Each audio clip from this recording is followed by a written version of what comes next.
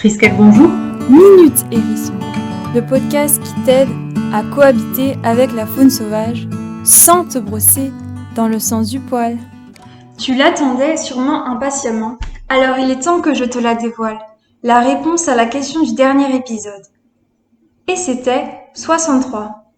Le chat est donc responsable de la disparition d'au moins 63 espèces en 500 ans. Ces chiffres sont tirés des recherches de Tim Doherty, un biologiste australien à l'université de Sydney. Bonjour, ici Triskel. Oui, bonjour. Désolée de vous déranger, mais depuis 2 semaines, je remarque un phénomène inquiétant. J'ai trouvé des verdets d'Europe morts dans mon jardin. Est-ce que vous pouvez m'aider, s'il vous plaît ? Est-ce qu'un animal domestique pourrait être responsable ? Un chien ou un chat ? Oh non, je pense pas. J'ai un chat, mais ça fait 13 ans que je l'ai, et il a jamais chassé une mouche. Donc 5 oiseaux, j'aurais vraiment du mal à le croire. 5 ? Effectivement, ça paraît peu probable. Est-ce qu'il vous arrive de nourrir les oiseaux de votre jardin ? Écoutez, ça fait 4 ans que je suis à la retraite et que j'ai acheté ma maison. Disons que c'est devenu une habitude pour moi de les nourrir tous les matins. Il y a des chances que ce soit la cause du problème. Oh. À quelle fréquence vous nettoyez vos mangeoires ? Les nettoyer ? Je nettoie pas. Moi, je les remplis quand elles sont vides, et c'est tout. Les mangeoires sont des lieux de rencontre et donc des nids à bactéries. Les oiseaux peuvent s'y transmettre un tas de maladies.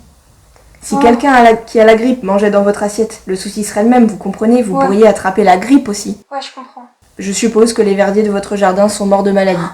Je vois. Et que puis-je faire pour éviter que ça se reproduise ?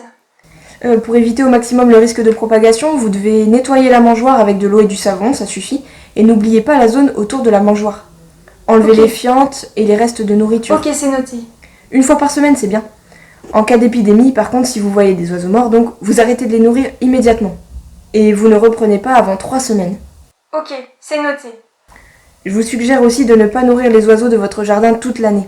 Seulement en hiver ou pendant les périodes de gel. Merci pour vos conseils et votre aide. Je vais passer le mot à ma famille et mes voisins qui nourrissent aussi les oiseaux. Passez une bonne journée. Je vous en prie, merci à vous aussi.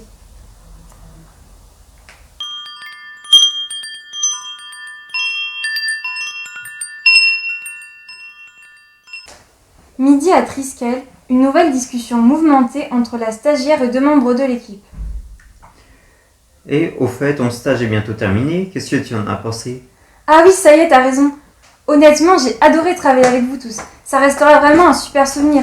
En plus, j'ai appris plein de trucs. Faut vraiment faire de la prévention sur le nourrissage et le nettoyage des mangeoires. Il y a beaucoup d'idées reçues à ce sujet.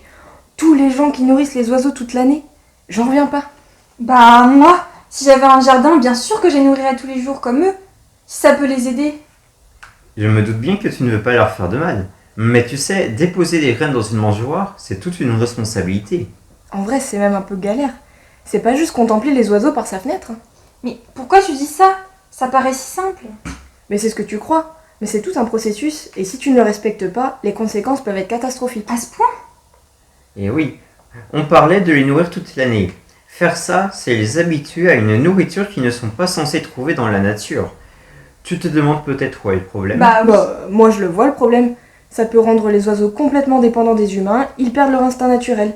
T'imagines ? Ils pourraient ne plus savoir comment se nourrir par leurs propres moyens. Alors quoi ? Nourrir les oiseaux, c'est interdit. Non, mais si tu souhaites vraiment le faire, fais-le durant les périodes de grand froid, au maximum pendant l'hiver. Et pourquoi pendant l'hiver ? Quand il gèle, je te l'accorde, c'est de plus en plus rare et court, surtout en Bretagne. Ouais. Mais les graines sont quasi introuvables, et les insectes se font rares. Si tu veux aider les oiseaux, c'est à ce moment-là qu'il faut leur donner à manger. Ok. D'autant que, si tu les nourris toute l'année avec des graines, les insectivores comme les hirondelles ou les merles risquent de nourrir leurs petits avec les mauvais aliments.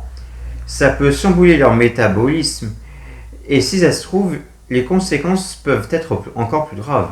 Ouais, ça serait si grave que ça. C'est vrai, ce serait comme donner exclusivement des légumes à Minouche. À un moment donné, il va manquer de protéines, voire d'autres apports. Je veux pas imaginer les dégâts. Ah ok, je comprends. Alors n'oublie pas d'arrêter de nourrir les oiseaux quand les beaux jours arrivent. J'y penserai, et je ferai ça progressivement pour pas les priver brutalement de nourriture. Bien vu. Après, sinon, ne pas nourrir les oiseaux, c'est bien aussi, hein. Il y a d'autres moyens de les aider sans intervenir directement. Ah ouais ? Genre quoi ? Reboiser et reverdir son jardin. En préalable, tu peux arrêter de tondre à ras toutes les semaines, Ça permet à la nature de reprendre un peu ses droits. Ouais, ok. Tu peux aussi planter des arbustes à baies comme l'aubépine. Les oiseaux raffolent de leurs fruits. C'est un plus en hiver quand les insectes manquent. Ouais, en plus, j'adore planter des arbres. Les herbes folles et les fleurs telles que les pissenlits attirent les insectes et donc les oiseaux insectivores. D'ailleurs, grâce à ces plantes, j'observe plein d'oiseaux dans mon jardin. Venez voir, dans la cour, il y a une nuée de moineaux qui fait de la concurrence au cri des goélands. Bah tu vois, pas besoin d'avoir une mangeoire pour observer les oiseaux.